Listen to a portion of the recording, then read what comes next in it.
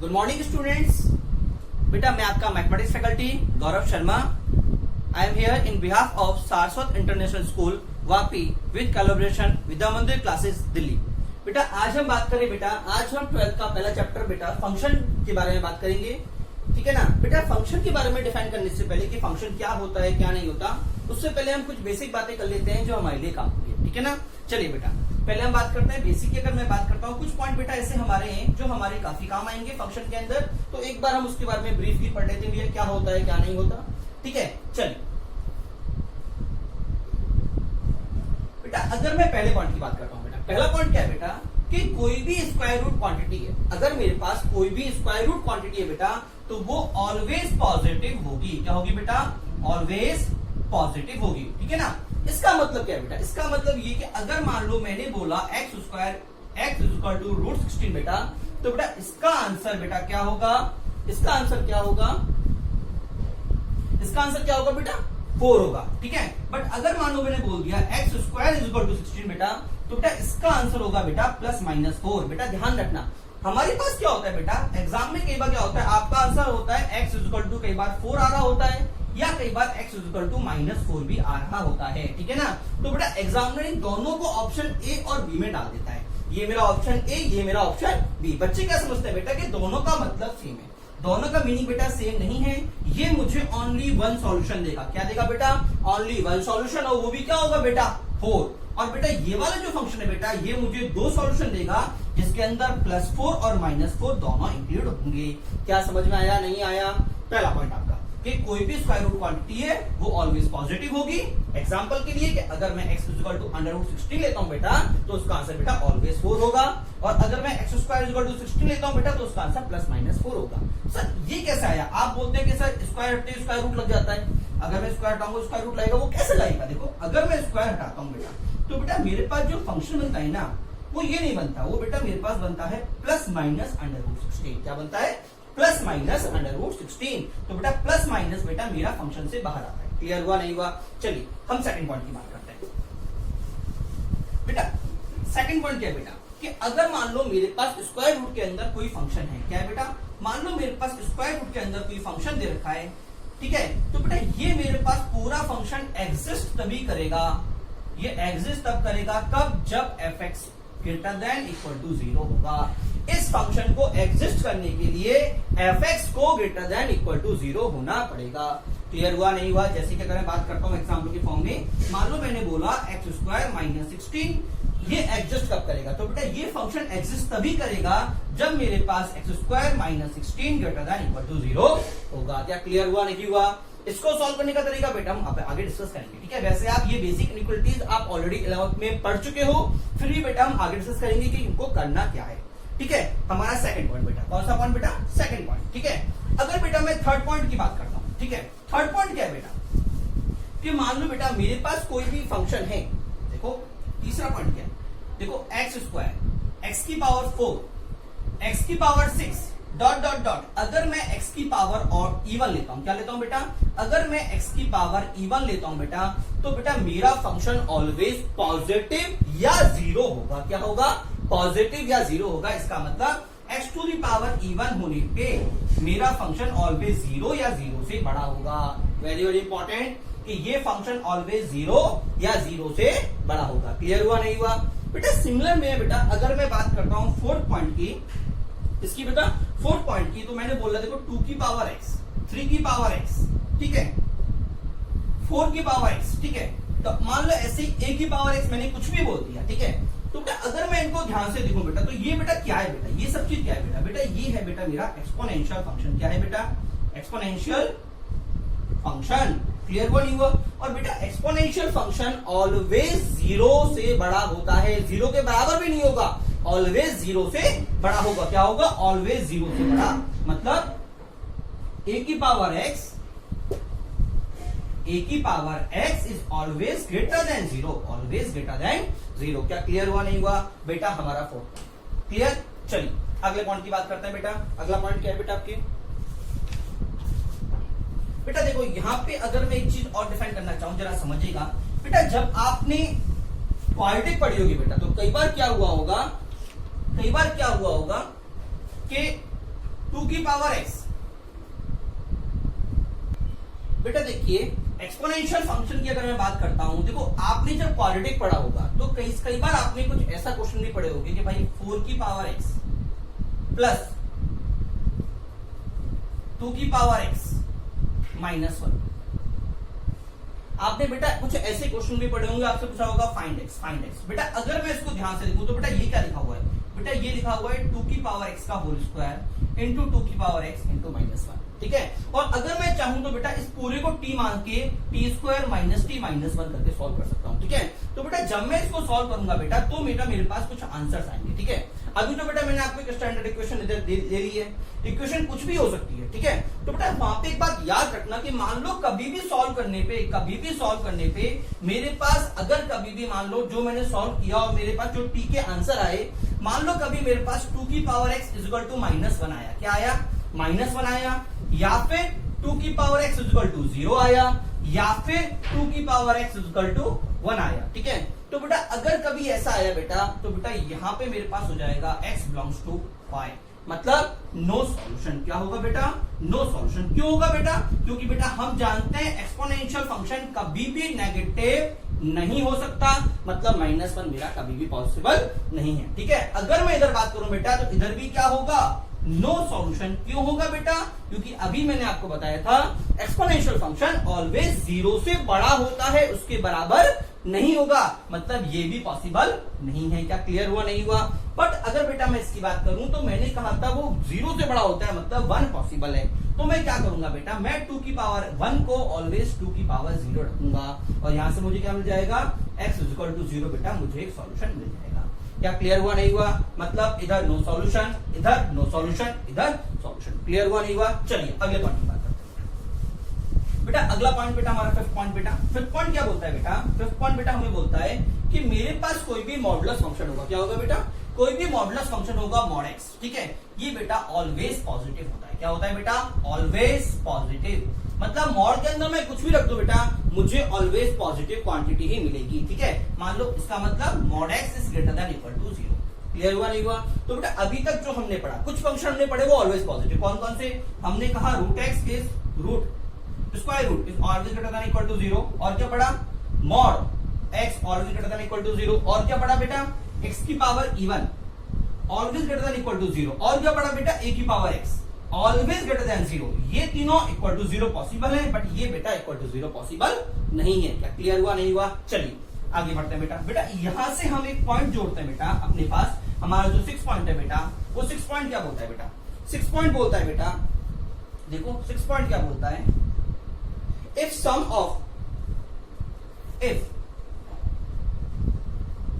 Of to और मोर positive quantities is zero,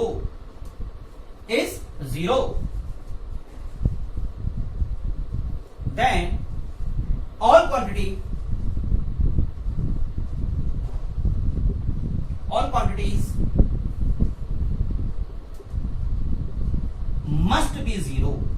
must be zero। बेटा इसका मतलब समझिएगा कि मान लो बेटा मेरे पास कभी भी 2 या 2 से ज्यादा पॉजिटिव क्वांटिटी को मैं ऐड करके 0 के इक्वेट कर रहा हूं, इसका मतलब उन सभी क्वांटिटी को 0 होना पड़ेगा। देखो अगर मान लो मैंने कभी बोल दिया कि under root x minus 4 plus mod y minus 3 plus root z minus 2, या मॉड ले लेते हैं बेटा इसको भी, z minus 2 is equal to 0। मान लो मैंने कभी ये ले लिया। ठीक है, अब देखो अगर मैं ध्यान से देखो बेटा, ये फंक्शन ऑलवेज पॉजिटिव।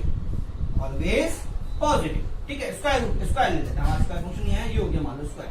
ठीक है, ये भी बेटा मेरा ऑलवेज पॉजिटिव, ये भी बेटा मेरे पास ऑलवेज 3 ले लेते हैं, 4 3 5 अलग अलग वैल्यूज हो जाएंगी। ये मेरा z हो गया ऑलवेज पॉजिटिव। तो बेटा मैं कभी भी पॉजिटिव क्वांटिटीज को ऐड करके 0 नहीं ला सकता, मैं कभी भी पॉजिटिव क्वांटिटी को ऐड करके 0 नहीं ला सकता। बेटा ये सिर्फ तभी पॉसिबल है जब खुद सारी क्वांटिटी 0 हो जाएं। इसका मतलब इसको भी 0 होना पड़ेगा, इसको भी 0 होना पड़ेगा और इसको भी 0 होना पड़ेगा। तो बेटा मुझे यहां से क्या मिल गया, मुझे यहां से मिल गया x equal to 4, y is equal to 3 और z इज इक्वल टू 5। क्या क्लियर हुआ नहीं हुआ? मतलब अगर मैं इस क्वेश्चन को ध्यान से देखूं बेटा, अगर ये इक्वेशन आपके सामने आ रही है तो मेरे पास 3 वेरिएबल्स है। कितने? 3। तो बेटा दिखने में 3 वेरिएबल को सॉल्व करने के लिए मुझे 3 इक्वेशंस की रिक्वायरमेंट थी, बट हमने क्या कॉन्सेप्ट यूज किया? यूजिंग दिस कॉन्सेप्ट हमने तीनों वैल्यू को फाइंड आउट कर लिया। क्लियर हुआ नहीं हुआ? फिर से रिपीट कर रहा हूं, अगर मैं पॉजिटिव क्वांटिटी को ऐड करता हूं और उनका सम अगर 0 आ गया तो सभी को 0 होना पड़ेगा। क्लियर? चलिए बेटा यहां पे हम एक एग्जांपल और लेते हैं। ठीक है, मान लो बेटा मैंने आपके सामने एक नया क्वेश्चन ले रहा हूं बेटा। हमने लिया बेटा under root x minus 4 plus इसको mod x minus 2 plus mod x minus 1 is equal to 0। अब बेटा एग्जामिनर बोल रहा है कि बताओ इक्वल टू 0 आ रहा है तो मेरा आंसर क्या होगा? बेटा देखो, अगर मैं ध्यान से देखूं तो कॉन्सेप्ट क्या था कि अगर कभी भी 3 पॉजिटिव क्वांटिटी 0 तो तीनों को 0 होना पड़ेगा। क्लियर? देखो ये मेरी ऑलवेज पॉजिटिव, ये भी पॉजिटिव और ये भी पॉजिटिव। इसका मतलब बेटा यहां से तो आ गया x इक्वल टू 4, यहां से आ गया बेटा x इक्वल टू 2 और बेटा यहां से आ गया x इक्वल टू 1। ठीक है, तो बेटा ऑप्शन के अंदर ये तीनों ऑप्शन भी होंगे। ठीक है ना? बट बेटा मेरा आंसर नो सॉल्यूशन होगा। क्या होगा? नो सॉल्यूशन होगा। क्यों होगा? जरा समझिएगा बेटा। बेटा देखिए, मैंने क्या कहा था कि अगर मान लो तीनों का सम 0 आ रहा है, तीनों ऑलवेज पॉजिटिव है, तो बेटा तीनों को किसी एक वैल्यू के लिए पॉजिटिव होना पड़ेगा, 0 होना पड़ेगा एक वैल्यू के लिए। इसकी अगर मैं बात करता हूं कि मान लो मैंने x इक्वल टू 4 रखा, ठीक है, तो बेटा 4 रखने पे ये तो मुझे 0 मिल गया, बट यहाँ पे क्या मिलेगा? 2। यहाँ पे क्या मिलेगा? 3। क्या सम 0 गया? नहीं गया, पॉसिबल ही नहीं है। मान लो मैं इधर बात करता हूं, मान लो मैंने 2 रखा तो ये 0, बट ये दोनों 0 नहीं। 1 रखने पे ये 0, बट ये दोनों 0 नहीं। तो बेटा मेरे पास कोई भी तीनों की कॉमन वैल्यू नहीं मिल रही, कोई भी तीनों में कॉमन वैल्यू नहीं मिल रही, इसलिए बेटा मेरा आंसर क्या होगा? No solution. क्या होगा? No solution. अब बेटा एक बात और, अब बच्चे सोचता है कि सर ये तो ठीक है, बट अभी आपने थोड़ी देर पहले ही यहाँ पे हमको आंसर लिखाया था। इधर जब मैंने आपको क्वेश्चन किया था बेटा, मैंने आपको बेटा इधर आंसर लिखाया था z माइनस 5 का होल स्क्वायर। मैंने आंसर लिखाया था x equal to 4, y equal to 3 और z इक्वल टू 5। अब इधर तो आप बोल रहे हो कि सर नो सॉल्यूशन, इधर आप बोल रहे हो सॉल्यूशन। रीजन क्या है बेटा? बेटा रीजन ये है कि यहाँ पे x, y, z तीनों इंडिपेंडेंट हैं, तीनों एक क्वांटिटी नहीं है, तीनों अलग अलग क्वांटिटी है, तीनों एक साथ अलग अलग वैल्यूज को ले सकते हैं, ये इंडिपेंडेंट है। बट इस फंक्शन में बेटा तीनों x आपस में डिपेंडेंट है, लेंगे तो एक ही वैल्यू लेंगे तीनों साथ में। क्लियर हुआ नहीं हुआ? तो बेटा यहाँ पे मुझे कॉमन सॉल्यूशन चाहिए था, बट इधर मुझे इसकी रिक्वायरमेंट नहीं है। ठीक है, चलिए अगला पॉइंट देखते हैं बेटा। हमारे पास टोटल 6 पॉइंट हो चुके हैं बेटा। अगला पॉइंट जरा समझिएगा, अगला पॉइंट क्या है बेटा? देखिए 7 पॉइंट समझिए बेटा। 7 पॉइंट बेटा क्या बोलेगा कि मान लो बेटा मैंने आपसे बोला कि 5 is greater then 3, 5 is greater then 3, true या फॉल्स? मैंने पूछा ट्रू या फॉल्स। तो बेटा हम जानते हैं कि 5 3 से बड़ा होता है, तो बेटा मैं बोलूंगा ट्रू। मैं बोलूंगा क्या? बोलूंगा ट्रू। ठीक है, अगला बेटा अगर मैं इसी में आपसे बोलता हूं कि बताओ 5 is greater than equal to 3, अब बताओ क्या होगा? ट्रू या फॉल्स? फिर से मेरे पास क्वेश्चन बेटा ट्रू या फॉल्स। बेटा ध्यान रखना, अगर मैं ये बोल रहा हूं कि 5 is greater than equal to 3, true या फॉल्स, तो बेटा ध्यान रखिएगा इसका मतलब क्या होता है बेटा? इसका मतलब होता है कि 5 3 से बड़ा और 5 3 के इक्वल। बच्चा ये तो देखिएगा सर इसका मतलब ये, बट बेटा ध्यान रखिएगा अगर कभी भी ये आ रहा है इसका मतलब बेटा और में होता है, इसमें होता है और में, ना कि एंड में। और में होने का मतलब या फिर तो ये ट्रू हो जाए या फिर ये ट्रू हो जाए। अगर दोनों में से कोई भी एक ट्रू हो गया बेटा तो मेरा आंसर ट्रू होगा। और अगर मैं इधर ध्यान से देखूं बेटा तो देखो ये मेरा फॉल्स है, ये मेरा ट्रू है, तो दोनों में से बेटा एक मेरा क्या हो गया? ट्रू हो गया, तो बेटा मेरा आंसर क्या हो जाएगा? ट्रू हो जाएगा। क्या क्लियर हुआ नहीं हुआ? अब अगर मैं बात करता हूं तीसरे में, मान लो मैंने बोला 5 is greater than equal to 5, 5 is greater than equal to 5। फिर से बेटा सेम यही कॉन्सेप्ट, अगर मैं इसको तोड़ूंगा या फिर तो 5 5 से बड़ा होगा या 5 5 के बराबर होगा। ये वाला बेटा मेरा फॉल्स, गलत है, ये वाला बेटा मेरा करेक्ट। तो बेटा मेरा आंसर क्या आ गया? मैंने कहा कोई भी एक सही, इसका मतलब ये भी क्या होगा बेटा? मेरा ट्रू होगा। क्या क्लियर हुआ नहीं हुआ सभी के लिए? ठीक है, चलिए आगे बढ़ते हैं। अगला पॉइंट देखिए बेटा, अगला पॉइंट बेटा, अगले पॉइंट की हम बात करते हैं। अगला पॉइंट क्या है बेटा? 8 पॉइंट, कि बेटा अगर मान लो मैं कोई भी क्वाड्रेटिक इक्वेशन लेता हूं, क्या लेता हूं? ax square plus bx plus c is equal to 0, ax square plus bx plus c is equal to 0। बेटा देखो पहली बात हम इक्वल टू ग्रेटर देन 0 बोल देते हैं। बेटा देखो ये मेरे पास क्या बोला हुआ है कि ये मेरा ग्रेटर देन 0 है। बेटा ध्यान रखना जब भी आप फंक्शन में करोगे एओडी करोगे तो कई बार एग्जामिनर बोल देता है कि fx इज ग्रेटर देन 0, इसका मतलब आपको खुद ही निकालना होता है। एग्जाम में अगर वो देके भाग गया नहीं है कि भैया ये मेरा ग्रेटर देन 0 है, अब वो कुछ नहीं बोलेगा। अब आप उससे क्या समझोगे बेटा? बेटा ध्यान रखना अगर कभी भी एग्जामिनर आपको ये गिवन में दे दे, क्या दे दे? गिवन में अगर आपको ये दे दे तो उसका मीनिंग क्या होता है बेटा? बेटा इसका मीनिंग होता है a is greater than 0 and d is less than 0। क्या होता है? a is greater than 0 and d is less than 0। d का मतलब बेटा b square minus 4ac is less than 0, that is b square is less than 4ac। क्या clear हुआ नहीं हुआ? मैंने क्या बोला? मैंने बोला बेटा कि अगर ये वाली कंडीशन एग्जामिनर आपको दे रहा है तो इसका मतलब वो इन दोनों पॉइंट को यूज करना चाहता है। ठीक है। अब सर ये कैसा है, ये कैसा है? देखो बेटा जब आपने ये क्या है क्वाड्रेटिक बन रही है, आपने ध्यान दिया होगा बेटा जो क्वाड्रेटिक के हम ग्राफ पढ़ते हैं वो क्या होते हैं आपको याद हो तो बेटा, ये आपने ग्राफ पढ़े थे बेटा कि या फिर तो ग्राफ ऊपर होगा या टच करके जाएगा या कट करके जाएगा या नीचे कट करेगा या नीचे टच करेगा या कुछ नहीं करेगा।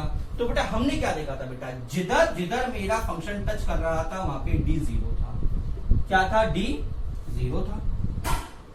जिधर जिधर बेटा मेरा फंक्शन कट कर रहा था बेटा, जब भी ये कट करा तो क्या था? d ग्रेटर देन 0 था। और बेटा जब जब मेरा function no cut no touch कर रहा था बेटा तो मेरा d लेस देन 0 था। क्या था बेटा? मेरा d लेस देन 0। ठीक है ना। जो फंक्शन मेरा ऊपर उनमें इन सभी में a greater than 0, a greater than 0, a greater than 0 और इन सभी में बेटा a less than 0, a less than 0, a less than 0। ठीक है। अब बेटा देखना एक बात समझना कि अगर मैं इनको ध्यान से देखूं, देखो मान लो भाई मैंने कभी क्वाड्रेटिक इक्वेशन दी थी ax square plus bx plus c और एग्जामिनर बोल रहा है कि बताओ ये डिफाइन कब होगा, बताओ ये डिफाइन होगा या नहीं होगा। तो मैं क्या करूंगा बेटा, इस फंक्शन का d निकालूंगा। क्या निकालूंगा? d। अगर बेटा इसका d ये आया, मान लो ये आया, ठीक है, तो ये पॉसिबल है x बिलोंग्स टू r के लिए। x बिलोंग्स टू r के लिए ये वाली जो वैल्यू है बेटा x बिलोंग्स टू r के लिए ट्रू हो जाएगा। कब? अगर a मेरा ग्रेटर देन 0 और d मेरा ग्रेटर देन 0, ऑलवेज ट्रू। अगर इक्वल टू 0 आया तो भी ट्रू, क्योंकि बेटा इन दोनों में बेटा ये वैलिड है और इसमें ही वैलिड है, मतलब इन तीनों में से कोई भी केस है बेटा ये वैलिड है। ठीक है ना। बट अगर मैंने खेल दिया, मैंने यहाँ पे a को कर दिया नेगेटिव, a को नेगेटिव मतलब ग्राफ मेरा डाउनवर्ड। डाउनवर्ड होने का मतलब ये ग्राफ कभी ना कभी तो नेगेटिव में जाएगा। क्या जाएगा? कभी ना कभी तो नेगेटिव में जाएगा। एक बात और, अभी मैंने गड़बड़ कर दी। ग्रेटर देन 0 बेटा इन दोनों केस में greater than 0 always true, d equal to 0 always true. इसको इस ये होने बेटा मुझे r मिलेगा। क्यों? ये भी ऑलवेज पॉजिटिव, ये भी ऑलवेज पॉजिटिव। ठीक है ना। लेस देन 0 ये वाला ही बेटा ऑलवेज पॉजिटिव और ये वाला ही बेटा मेरा ऑलवेज पॉजिटिव। बट बेटा इस वाले फंक्शन के अंदर है, इस वाले फंक्शन के अंदर इसमें कि मेरा फंक्शन इस वाले फंक्शन के अंदर कुछ देर के लिए नीचे गया था। कहां गया था? कुछ देर के लिए नीचे गया था बेटा। तो इस वाले फंक्शन में बिलोंग्स टू r नहीं बोल सकता। क्लियर हुआ नहीं हुआ?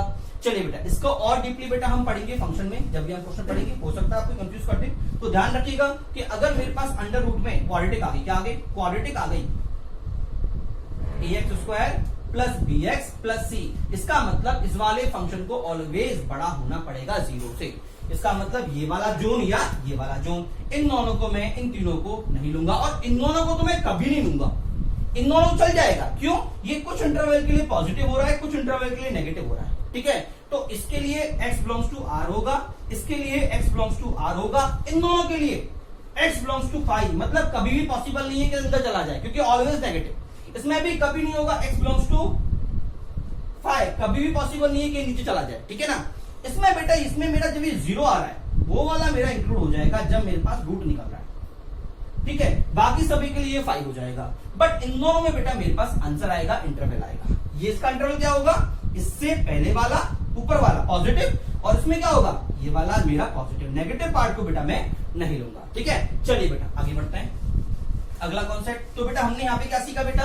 हमने बेटा यहाँ पे सीखा, हमने बेटा क्या सीखा कि अगर मान लो ये ग्रेटर देन 0, इसका मतलब a ग्रेटर देन 0 और d लेस देन 0। और बेटा हमने क्या सीखा कि अगर ax square plus b x plus c को एग्जामिनर अगर लेस देन 0 बोल रहा है, इसका मतलब ए लेस देन 0 और डी लेस देन 0। क्लियर हुआ नहीं हुआ? चलिए अगला पॉइंट देखते हैं बेटा, पॉइंट नंबर 9। पॉइंट नंबर 9 क्या बोलता है बेटा? पॉइंट नंबर 9 बेटा हम यूज करेंगे बेटा कंपैरिजन। क्या पढ़ेंगे बेटा? कंपैरिजन।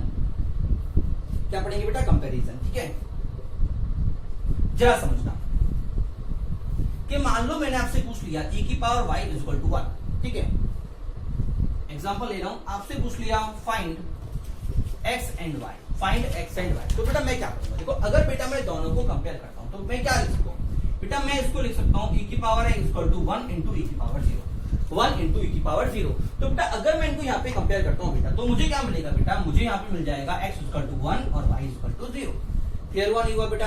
बेटा कई बार मेरे पास ये कंपैरिजन फॉर्मूला काम आ जाता है सॉल्व करते समय। ठीक है, मान लो मैं एक एग्जांपल और ले लेता हूं कि मान लो बेटा मैंने लिया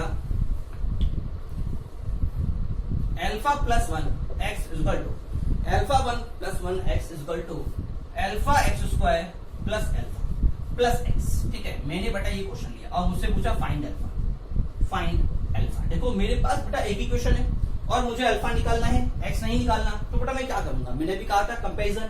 अब अगर मैं इधर ध्यान से देखो बेटा, मेरे पास स्क्वायर, मेरे पास एक्स स्क्वायर इधर नहीं है, तो मैं क्या लिखूंगा बेटा? मैं लिख दूंगा 0 into x square plus alpha 1 into x equal to alpha x square plus x. ठीक है, अब अगर मैं कंपेयर करता हूं बेटा, तो मुझे क्या आ गया? पहले कंपेयर किया स्क्वायर और स्क्वायर को, बेटा यहां से मुझे मिल गया अल्फा इक्वल टू 0। फिर किया बेटा इन दोनों को, तो मुझे क्या मिला? अल्फा प्लस 1 इक्वल टू 1, तो अल्फा इक्वल टू 0। क्या बेटा दोनों में कॉमन आंसर आ रहा है? आ रहा है। अगर बेटा दोनों में कॉमन आंसर आ रहा है बेटा, तो मेरा अल्फा इक्वल टू 0 आंसर आ गया। क्या क्लियर हुआ नहीं हुआ?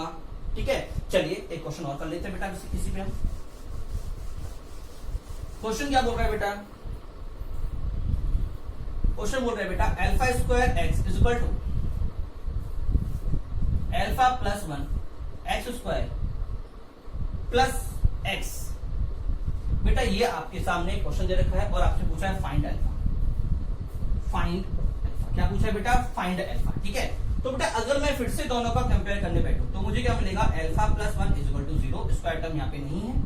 और क्या मिलेगा बेटा? Alpha square equal to 1। तो बेटा यहां से तो मुझे मिल गया अल्फा इक्वल टू -1 और बेटा यहां से मुझे मिला -1 इक्वल टू 0। तो अल्फा कितना मिला बेटा मुझे? प्लस माइनस का 1। तो बेटा यहाँ पे सॉल्यूशन कितना है? 2। यहाँ पे सॉल्यूशन कितना था? 1। तो मैं क्या लूंगा? जो दोनों में कॉमन होगा, that is alpha equal to -1। बेटा क्या आ गया? आंसर आ गया। क्या क्लियर हुआ नहीं हुआ सभी के लिए? ठीक है, चलिए आगे बढ़ते हैं बेटा। अगला पॉइंट है बेटा मेरा फॉर्मूला। क्या है बेटा? फॉर्मूला। बेटा पहला फॉर्मूला क्या है बेटा? अल्फा प्लस बीटा का whole cube is equal to alpha cube plus beta cube plus 3 alpha beta alpha plus beta. ठीक है बेटा, इससे ज्यादा बेटा जो मेरे यूज आता है बेटा, वो काम आता है alpha plus beta is equal to alpha plus beta का whole cube, alpha plus beta का whole cube minus 3 alpha beta alpha plus beta. बेटा ये वाला फॉर्मूला बेटा मेरे ज्यादा काम आता है कंपैरेटिव इस फॉर्मूले के। ठीक है, दोनों बेटा एक ही फॉर्म है, इसको मैंने रीअरेंज कर दिया है, बट बेटा ये वाला फॉर्मूला बेटा हमारे ज्यादा काम आता है। ठीक है, एक बेटा हमारे पास एक फॉर्मूला और होता है बेटा। वो फॉर्मूला क्या होता है बेटा?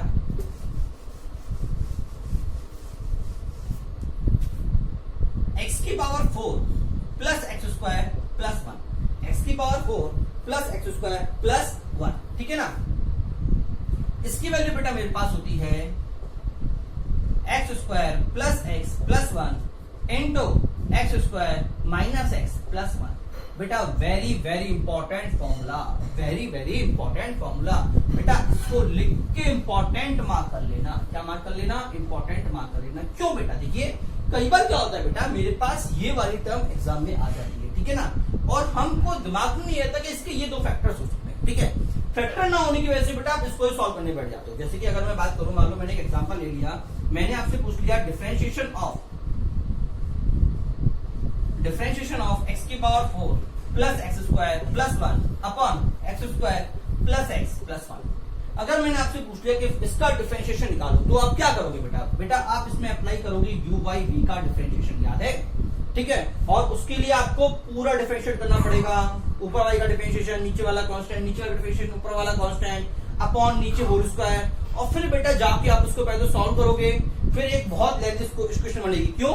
नीचे इसका स्क्वायर होगा तो पावर 4 नीचे आ गया, ठीक है। ऊपर एक बार इसका स्क्वायर, एक बार ये खुद, और इसका डेरिवेटिव का मल्टीप्लेटिव मतलब पावर 5, ठीक है ना। दूसरी बार भी इसका डेरिवेटिव, इसका मल्टीप्लाई, तो फिर से पावर कितना हुई बेटा 5। ऊपर तो बेटा मुझे मिलेगी पावर 5 और नीचे मिलेगी पावर 4। उसके बाद बेटा मैं दोनों को सिंप्लीफाई करूंगा, फिर मैं दोनों को डिवाइड करूंगा बेटा, तब जाके बेटा मेरा आंसर आएगा। मतलब मेरा छोटा सा क्वेश्चन बहुत ज्यादा लेंथी हो जाएगा। बट अगर आपको इसका फॉर्मूला याद है तो देखो सीधे मैं इसको लिख सकता हूं, divide upon dx equal to, इसको मैं क्या लिख सकता हूं बेटा, x square plus x plus 1 into x square minus x plus 1 upon x square plus x plus 1। बेटा दोनों मेरे कैंसिल आउट, मुझे क्या मिल गया, derivative of dx upon x square minus x plus 1। मतलब बेटा ये क्वेश्चन तो सिर्फ दिखावटी था, रियल में बेटा मेरा ये वाला क्वेश्चन। तो इसका आंसर क्या होगा बेटा, इसका आंसर होगा बेटा 2x माइनस 1, जो कि लॉलीपॉप आंसर है, ठीक है ना। अगर आप नॉर्मली करते तो पूरा वो प्रोसेस करते, डिवाइड करते, लास्ट में जाके बेटा ये आंसर आता हमारा, ठीक है। अब बेटा अगर मैं बोलूं कि इसका प्रूफ क्या है बेटा, प्रूफ बहुत लॉलीपॉप क्वेश्चन है, प्रूफ भी बहुत लॉलीपॉप होगा, उसकी बात है। देखो अगर मैं इसको ध्यान से लिखूं बेटा, मैंने क्या किया बेटा, मैंने इसमें एक्स स्क्वायर प्लस 1 को साथ ले लिया, ठीक है, और प्लस एक्स को ले लिया। उसके बाद इधर भी एक्स स्क्वायर प्लस 1 को साथ ले लिया और माइनस एक्स कर दिया। अब देखो ध्यान से क्या मिला बेटा, मुझे मिला a plus b, a minus b, that is a square minus b square. तो मुझे क्या मिल गया बेटा, एक्स स्क्वायर प्लस 1 का whole square minus x square, और बेटा ये कितना हो गया, एक्स की power 4 plus 2x square plus 1 minus x square. मिला कि नहीं मिला? और बेटा ये कितना हो जाएगा बेटा मेरे पास, ये हो जाएगा x की power 4 plus x square plus, जो बेटा हमारा डिजायर्ड रिजल्ट था। क्लियर हुआ नहीं हुआ? चलिए आगे बढ़ते हैं। अगला पॉइंट देखिए बेटा, अगला पॉइंट बेटा जरा समझिएगा, अगला पॉइंट क्या बोलना चाह रहा है, अगला पॉइंट क्या बोलना चाह रहा है बेटा। अगला पॉइंट बेटा मेरे पास है point number 11। Point number 11, point number 11 क्या बोलता है? पॉइंट नंबर बेटा 11 की अगर मैं बात करूं बेटा, अगला पॉइंट क्या है बेटा, if a belongs to 1 to 4, तो एग्जामिनर बोल रहा है कि बताओ a square belongs to question mark, a square belongs to question mark. बेटा देखो अगर मैं बात करता हूं स्क्वायर फंक्शन की, तो क्या ग्राफ होता है बेटा, यही मेरा ग्राफ होता है, ठीक है। एग्जामिनर बोल रहा है a स्क्वायर से a तक, तो इसका स्क्वायरिंग कर दूं तो मुझे कितना मिल गया, a बिलोंग्स टू 1 का स्क्वायर कितना आ गया बेटा, 1 आ गया, 4 का स्क्वायर कितना आ गया, 16 आ गया। क्लियर हुआ नहीं हुआ? क्या समझ में आया नहीं आया? ठीक है। अगर बेटा मैं इसी क्वेश्चन में अगर मैं बोलता हूं कि मान लो a बिलोंग्स टू, इस बार -1 से 4 होता, क्या होता, -1 से 4 होता, और एग्जामिनर बोलता कि बताओ a स्क्वायर बिलोंग्स टू क्या होगा। तो बेटा अगर मैं फिर से वही काम करूं कि भैया a का स्क्वायर को स्क्वायर कर दूं तो मुझे 1 से लेके 16 मिलेगा, जो कि आंसर बेटा मेरा गलत होगा। क्यों होगा जरा समझना बेटा। अगर मैं स्क्वायर फंक्शन की ग्राफ करता हूं बेटा, तो मेरे पास दो ग्राफ बनेंगे, इसके लिए ये वाला और बेटा इसके लिए बेटा मैंने बना दिया ये वाला, ठीक है ना। देखो बेटा इधर मुझसे क्या बोल रहा है बेटा, इधर बोल रहा है कि मेरा x की वैल्यू 1 से लेके कहां तक है बेटा, 4 तक है। तो 1 पे तो मुझे 1 मिल गया, ठीक है, और 4 पे मुझे कितना मिल गया बेटा, 4 पे मुझे मिल गया 16। मतलब बेटा मेरे काम का ग्राफ ये वाला, कौन सा, सिर्फ मेरे काम का बेटा इतना सा ग्राफ बेटा मेरे काम का है, बाकी ग्राफ मेरे काम का नहीं है। तो बेटा इस ग्राफ के अंदर बेटा, इस ग्राफ के अंदर मुझे मैक्सिमा कितना मिला, इस ग्राफ में बेटा ये मेरा मैक्सिमम और ये मेरा मिनिमम। तो स्टार्टिंग कहां से हुई बेटा, 1 से, खत्म कहां पे हुआ, 16 पे, ठीक है ना। बट बेटा अगर मैं इस इंटरवल की बात करता हूं, इसकी बात करता हूं इस इंटरवल की, तो बेटा ये वाला पॉइंट कितना होगा, -1, और ये वाला पॉइंट कितना होगा बेटा, ये वाला होगा 4, ठीक है ना। तो मुझे सिर्फ इतना ग्राफ चाहिए, इसका मतलब ये वाला ग्राफ मेरे काम का नहीं है और ये वाला ग्राफ मेरे काम का नहीं है। तो बेटा देखिए -1 पे वैल्यू बेटा मेरे पास फंक्शन की थी 1, और बेटा 4 पे मेरे फंक्शन की वैल्यू थी बेटा 16, ठीक है ना। बट बेटा अगर मैं बात करूं ग्राफ की बेटा, तो बेटा मेरे पास -1 पे वैल्यू 1 थी, जैसे मैं आगे बढ़ा बेटा मेरी वैल्यू बेटा पहले डिक्रीज हुई, और डिक्रीज होकर बेटा कहां तक गई, 0 तक गई, और फिर जाके बेटा वापस मेरी इंक्रीज हुई कहां तक, 16 तक। तो बेटा इसमें इंटरवल कितना आएगा बेटा, इसमें मेरा आंसर आएगा 0 से लेके 16 तक। क्यों, मिनिमा कितना गया बेटा मिनिमा गया बेटा यहां तक, और मैक्सिमा कितना गया बेटा, मैक्सिमा गया यहां तक। तो बेटा मेरा आंसर कितना आया, 0 to 16। क्या क्लियर हुआ नहीं हुआ? ठीक है, चलिए एक एग्जांपल और ले लेते हैं। मतलब बेटा कि अगर मान लो स्क्वायर के अंदर मैं रेंज निकाल रहा हूं, और जो मेरे पास देखो मैंने कहा था ना a बिलोंग्स टू 1 से लेके 4 और a बिलोंग्स टू -1 से 4। अगर मान लो मुझे बेटा स्क्वायर की रेंज निकालनी है, तो अगर बेटा मेरा इनपुट ऑलवेज पॉजिटिव तो आराम से निकाल लो, बट अगर इनपुट नेगेटिव में भी चला गया तो बेटा आपको ग्राफिकली एनालाइज करना पड़ेगा कि भैया खेल क्या हो रहा है। ठीक है, एक एग्जांपल हम और लेते हैं कि मान लो बेटा मुझे एग्जामिनर दे रहा है ए बिलोंग्स टू -5 to 4 और आपसे पूछ लिया बताओ a square belongs to question mark. ठीक है ना, तो मैं क्या करूंगा बेटा, फिर से अपना ग्राफ बनाऊं। क्या बनाऊंगा, फिर से अपना ग्राफ बनाऊंगा। देखो इसका आंसर कई सारे बच्चे लिख सकते हैं, ए स्क्वायर बिलोंग्स टू सर कितना होगा, देखो ये वाला वापस ग्राफ बनेगा बेटा। इस बार -5 बेटा कहीं इधर और बेटा 4 मेरा कहीं इधर, तो बेटा -5 पे बेटा मुझे मिलेगा 25 और बेटा 4 पे मिलेगा बेटा मुझे 16। मतलब इसके आगे ग्राफ मेरे काम का नहीं और इससे पहले का ग्राफ मेरे काम का यही नहीं। तो बेटा मेरे पास -5 पे ग्राफ कितना था बेटा 25, डिक्रीज होकर कहां तक गया 0 तक, बढ़ के कहां तक गया 16। तो बेटा इस बार मुझे मैक्सिमम कहां मिला बेटा इस बार मुझे इस पॉइंट पे मैक्सिमम मिल गया, ना कि इस पॉइंट पे। याद है पिछली बार हर बार हमको मैक्सिमम 4 पे मिल रहा था, बट इस बार हमें कहां मिल गया -5 पे। तो बेटा कभी भी आपके सामने ऐसा क्वेश्चन आ रहा है तो आप ग्राफिकली इसको एनालाइज करोगे तो मेरा आंसर क्या होगा बेटा, मेरा आंसर होगा 0 से लेके 25। इसके लिए बेटा ए स्क्वायर। क्या क्लियर हुआ, नहीं हुआ? ठीक है, चलिए बेटा एक चीज और हम आपसे बोल देते हैं कि मान लो एग्जामिनर ने आपसे पूछा, एग्जामिनर ने वापस बोल दिया कि ए बिलोंग्स टू 1 से लेके 4 और आपसे पूछ लिया कि find y where a belongs to 1 से लेके 4 और आप उसने ए को दे दिया 1/a। क्या दे दिया 1/a और आपसे पूछ लिया y belongs to question mark, y belongs to question mark. y क्या होगा? ठीक है, पहली बात तो बेटा अगर मैं इसको ध्यान से देखूं बेटा तो बेटा ये 1/x का ग्राफ है। इसका बनेगा 1/x का ग्राफ। क्या होता है बेटा 1/x का ग्राफ होता है कुछ ऐसे और ऐसे। ठीक है, अब एग्जामिनर मुझसे क्या बोल रहा है बेटा -1 से ले लेते हैं, किससे -1 से, कि -1 से 4 तक बताओ कहां तक, -1 से 4 तक। तो बेटा -1 कहीं इधर आएगा और बेटा 4 मेरा कहीं इधर आएगा। ठीक है, मतलब ये अगर मैं मिटाता हूं तो बेटा ये मेरा ग्राफ बनता है। इसका मतलब बेटा -1 से पहले का ग्राफ मेरे काम का नहीं है। ठीक है, और 4 के बाद का ग्राफ बेटा मेरे काम का नहीं है। मेरे काम का ग्राफ कहां से कहां तक, मेरे काम का ग्राफ इस पॉइंट से लेके इस पॉइंट तक। और इस पे वैल्यू बेटा मेरे पास कितनी होगी बेटा, इस पे वैल्यू होगी बेटा मेरे पास 1/4 और इस पॉइंट पे कितनी होगी बेटा -1। ठीक है, तो बेटा अगर मैं आंसर देखूं तो मेरा आंसर क्या है बेटा, देखो ये वाला। तो मुझे क्या मिला, ग्राफ कहां से गया नीचे से, -∞ से -1 उसके बाद 1/4 से ∞। तो बेटा मेरा आंसर क्या हो जाएगा, y बिलोंग्स टू -∞ से -1 यूनियन